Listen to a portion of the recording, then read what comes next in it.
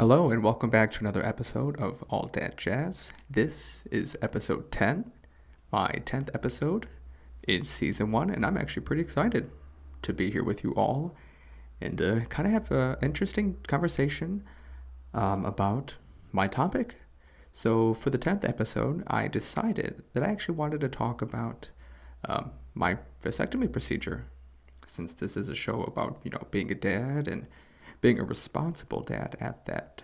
Um, I'm going to kind of just explain why I was on the fence about getting the procedure done and why I basically have no regrets. So, without further ado, let's jump into the episode.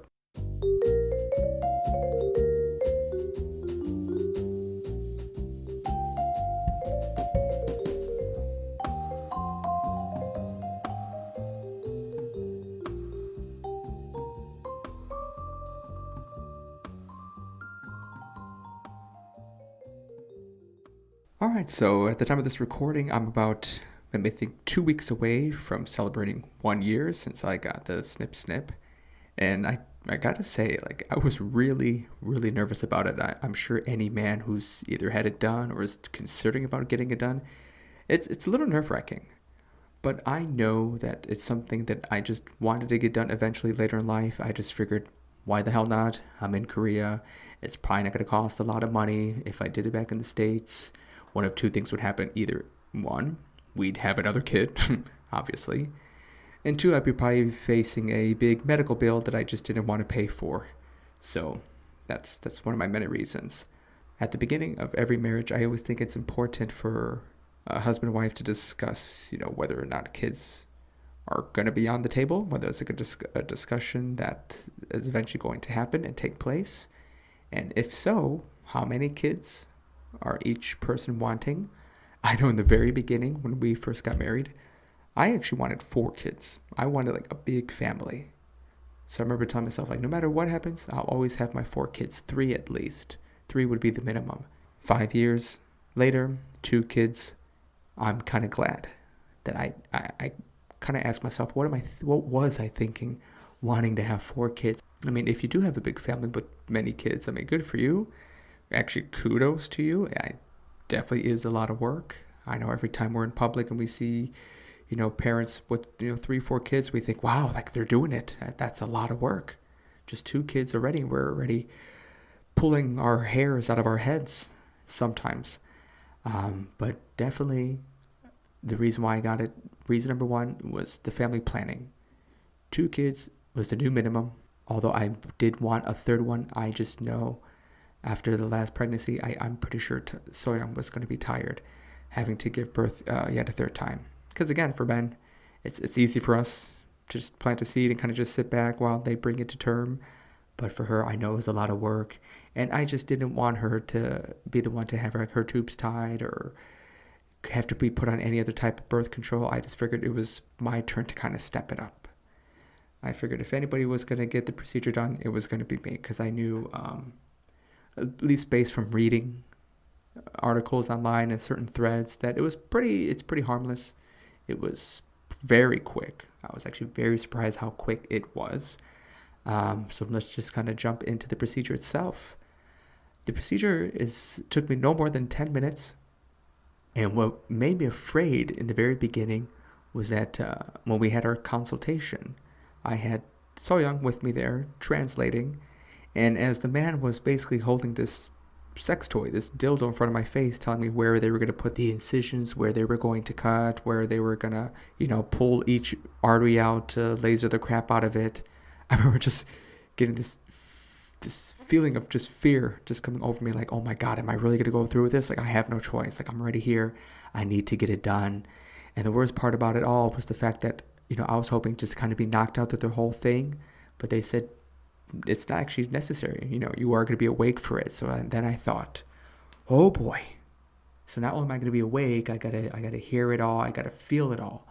But they assured me, once they applied the not anesthesia, but what is that thing they use to knock you out? Not morphine, but the numbing thing. Once they provided that, I'd be quite alright. I lay down on the table. They have like this little curtain, if you will, that they put over your waist. They kind of just clean you up down there, shave you, put some of this kind of like, I don't know if it's like iodine and brown stuff to kind of disinfect the area. And they go to town. They injected, basically, they injected a syringe into each testicle of mine. I know it's probably excruciating as you're listening to this, but it really just felt like mosquito bites. You felt nothing. Like I felt nothing at all. Very quick. And the entire time, I'm talking to the doctors when they did their best to, there were two of them there, but they did their best to kind of speak English to me, make sure that, they were talking to me as the whole thing was going down. They were asking where I was from, told them I was from Chicago, talked about the Cubs, Michael Jordan, all the sports teams. So I kind of kept my mind off of things. And all the while, I just remember feeling a little tug here and there. And if I did feel like a little bit pressure, I would just let them know, hey, I'm feeling a bit more pain in my left testicle. And they would just kind of give me another shot to numb me. But after 10 minutes, they said, all right, you're all good to go. They removed the curtain. I was all wrapped up down there with some tape and gauze and God knows what else. And I remember just feeling like, all right, wasn't too bad at all. I remember thinking that was it. Not too shabby. I come out of the operating room. So Young's in the waiting room waiting for me. She's like, wow, that was pretty quick. I said, yeah, let's get the hell out of here. I can grab something to eat. As I'm heading out the door, they tell me, here's some pills to take in case the medicine starts to wear off. I'm sorry, the anesthesia starts to wear off. And then you just need some painkillers for the next couple days. And I thought, sure, whatever, I can do this. As we head down, we grab some donuts. As I'm sitting there waiting for my food to come, I remember just feeling like the pain. It really just started to kick in. It's like somebody just kicked me really hard in the nuts. And I just kind of felt like this burning sensation. And I thought, dear God, I already needed my first pill like an hour after the operation. And I remember telling someone, like, we cannot take the bus back because we initially took the bus on the way there. And I thought, no, I'm not walking anywhere. I'm just going to get in a cab. I don't care how much it is. And we're just going to ride back because there's no way in hell that I'm standing after this. Like, it was really intense. Now, me, I don't know about most men. I just have a very low tolerance for pain. So you would think I was the one who gave birth, a couple months before, but it was pretty intense. And then once we actually got back to my in-laws to pick up my son, I remember just having to lay on the couch and not move because, again, the pain was starting to kick in, and I just felt intense heat down there, like a throbbing sensation. Recovery-wise, they did instruct me not to shower for the first 48 hours because I had the cast on me down below, and which actually having to remove after with all the tape attached was actually probably worse than the actual surgery itself because it just was pulling all the hair and everything that I had, just trying to take it off. So that was just god awful. As far as like intimacy or any physical activity, it's actually banned for 2 weeks because they don't want you to strain yourself. I was actually playing baseball at the time, and I actually I actually informed them that I was in a baseball league, but they advised me against not to play. And stupid me decided to play anyway. I did let my captains know at the time that I had just got the procedure done. And no, so they told me to take it easy, and if I ever needed to sub out, they would let me. And I got a hit. I ran to first base. Right away, I knew like I just feel like I pulled something, and it just hurt. It hurt right away. And I'm thinking, no, I'm gonna man it up. I'm gonna kind of walk it off. I went to steal for second. The minute I got to second, then I knew like it just hurt. The pain, it just like the searing pain right in the middle of my nutsack. And I thought, dear God, I threw in the white towel. I said, all right, I need to sub. I'm getting the hell out of here. I got to go home and just put some ice on it because I was just hurting. I think the 3 or 4 days after I got the surgery done. And so I kid you not, when the doctors really say, don't do any activity, no sex for 2 weeks, like just don't. Literally just don't do it. You'd be really dumb if you did because your body just really needs to heal after something like that. And then they also advised make sure that you actually ejaculate because you have to try to get all the sperm cells out. And so they actually have a follow-up in 60 days to go back. They give you a little, sample cup to put your specimen, if you will, inside that they can analyze to make sure that you no longer have sperm cells in your semen. At the time, I did go home last year for 3 months, so I basically just had to make sure that I kept count to make sure I exceeded the 30 ejaculation limit. By the time I returned my cup, I told him I was at number 72, so I was double than what was required. And I actually kept all that. I actually tally marked it, as stupid as that sounds, into a notebook because I really didn't want to forget.